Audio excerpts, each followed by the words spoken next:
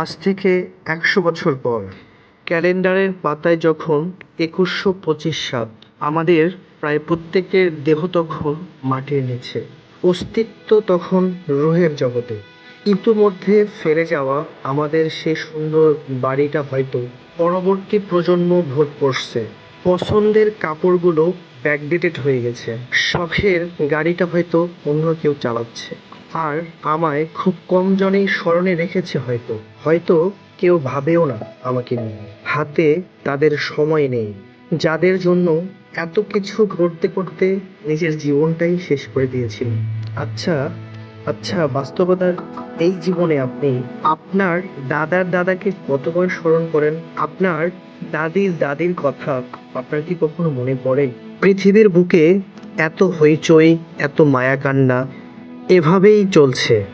গত হয়ে যাওয়া এই অসংখ্য প্রজন্মকে টপকে আমরা এই জীবন লাভ করেছি, তেমনি অসংখ্য প্রজন্মের ভিড়ে হারিয়ে যাবে আমাদের এই জীবন। কিন্তু খুব কম লোকেই সময় পায় ফেলে যাওয়া জীবনটাকে একটু ফিরে দেখার।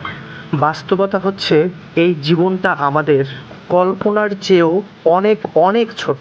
তাই জীবনকে সহজভাবে ভাবা উচিত এবং জীবনের প্রত্যেকটি সময়কে সঠিকভাবে মূল্যায়ন করা উচিত। তবুও থামে না মানুষ, ভাবে না কে আমরা, কোথা থেকে এসেছি, যাবই বা কোথায়, জানতে চেষ্টা করে না এই মহাজীবন, এই মহাপ্রস্থান, এই মহা পুনরুত্থান, এই মহা বিচারের দিবস, এগুলোর অর্থ কী। এখনই সময় নিজেকে পরিবর্তন করার। ভালো থাকবেন সবাই, নিজেকে নিয়েই সবসময় চিন্তা করবেন কোথায় যাচ্ছে জীবন, জীবনের গতি কোথায়, কোথায় গিয়ে থামবে। আল্লাহ হাফেজ।